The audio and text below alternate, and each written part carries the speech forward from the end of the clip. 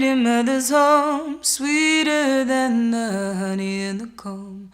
Oh, my pretty mother's home, sweeter than the honey in the comb. Come, love, pretty love, come, come, come. Come, love, pretty love, I want some. Come, love, pretty love, come, love, come. Come, love, pretty love, I want some. We can say that everything that was crafted by Shaker hands, whether it be a building or an individual tool, was created with a real precise sense of intention. Every force evolves a form. What drew me into this field was the idea of a Shaker community really as a total work of art in many ways.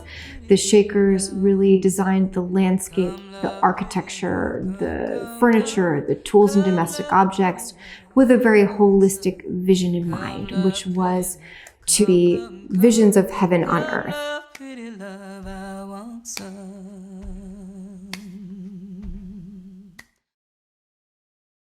Shakers are a Protestant sect that originated in mid-18th century England in Lancashire and Cheshire. They left the British Isles and came to North America in 1774.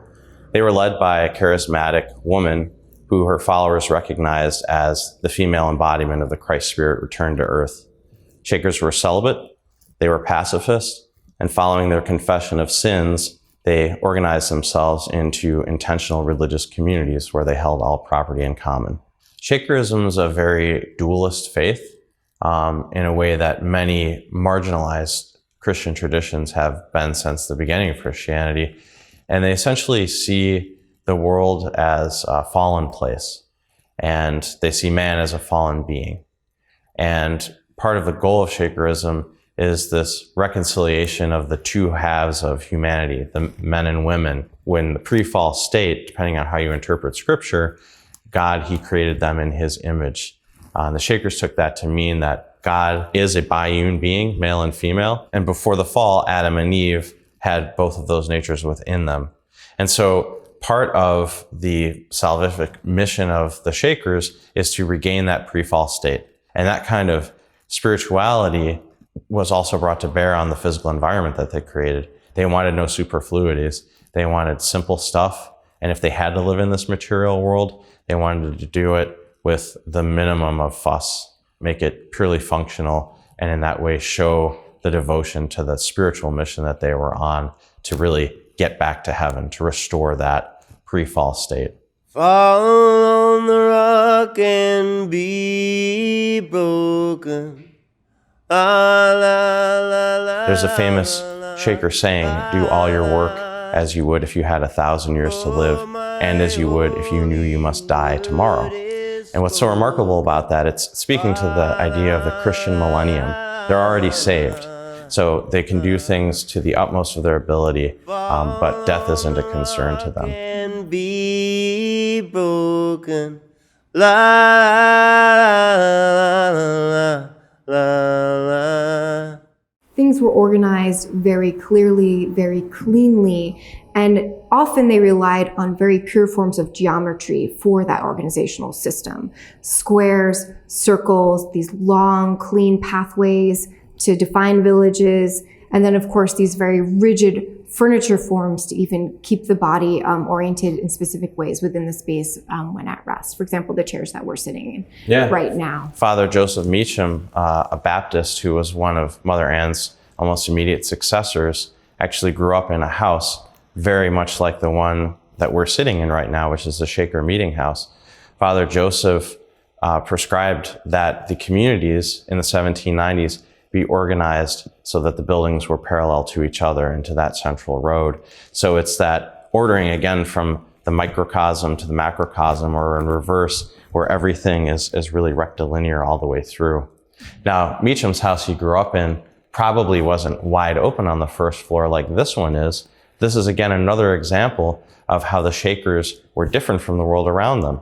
Their very name is a result, it's a colloquial name they were given because they manifested the spiritual through shaking and ecstatic worship, which evolved into dancing. So they had a big wide open meeting room with no Christian iconography, no posts to obstruct the dancing, but they welcomed the public in to observe the dancing and perhaps inquire about the faith. The Shakers represent one of our earliest American vernacular forms of design. At that time, in the 18th century, design objects, whether you're talking about sort of the Pennsylvania region being very influenced by German, we see a lot of neoclassical up here in the north, it was very much based on European prototypes. Whereas the Shakers were really, I believe, one of the first examples of creating a very grassroots form and aesthetic for American design. If you look at a building like the 1830 brick dwelling here on the campus at Hancock Shaker Village, it was designed holistically from the start. Shakers from the 18th century onward incorporated built-in case pieces, cupboards over drawers, into the buildings as they went up. This made it so that you didn't have to move a piece of furniture to clean behind it, kept things very orderly, and provided a scale of use for 4 or 5 people living in the same retiring room. Mother Ann had a saying, there is no dirt in heaven.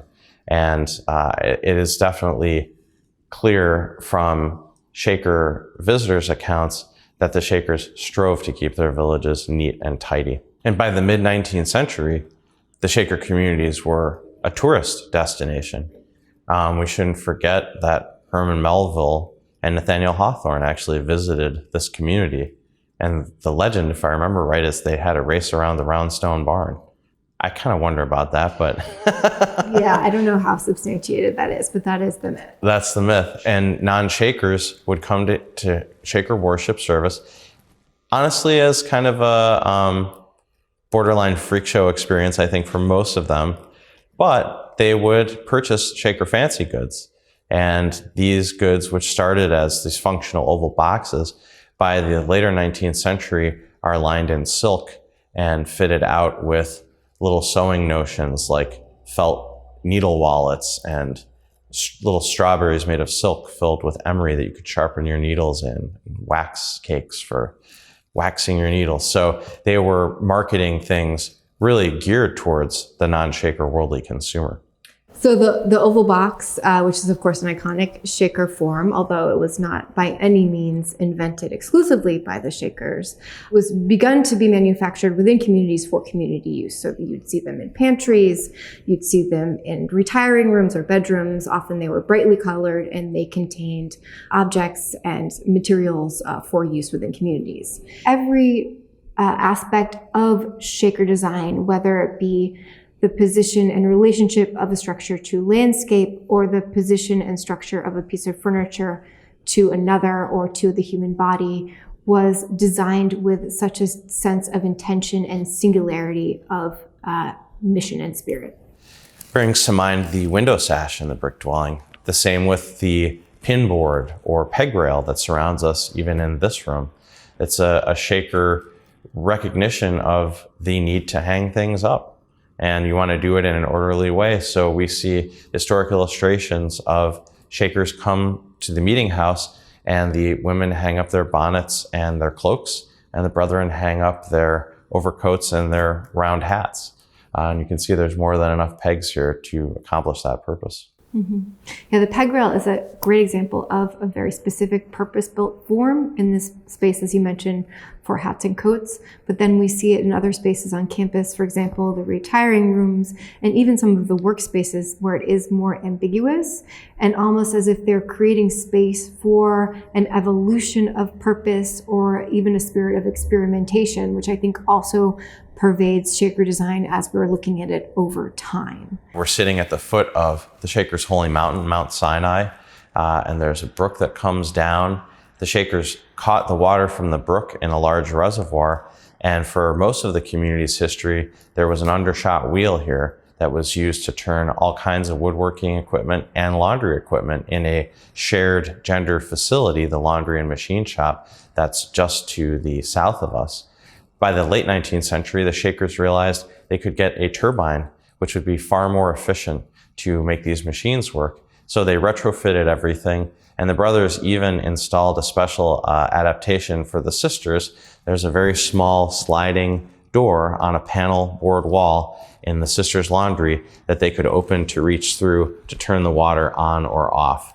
They're still wanting to keep the sexes separate as much as possible, but certainly want to create an equal work environment.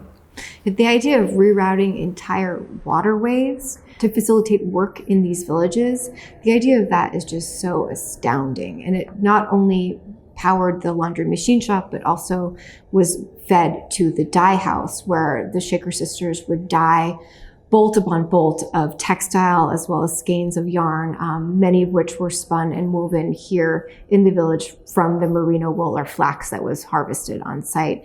It went underground to the dairy, where there were water-powered butter churns and also cooling areas for the butter and other dairy products to stay fresh. Yeah, and as a design example, it's a perfect example of Shaker adaptation.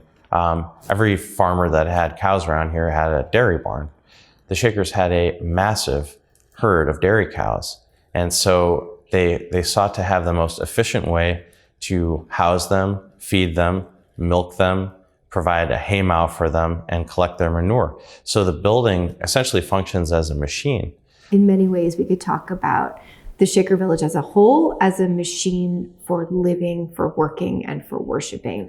There were many, many component parts that were built and developed and evolved over the course of the history of this village that helped it come together and become a very productive entity. Farewell, earthly joys. They created worlds for themselves to live and worship in. And as a result, their sense of architecture, their sense of design, which was very much inspired by their community and their beliefs in union as a community, to create this very holistic view that integrated architecture, landscape, and everyday domestic objects and tools.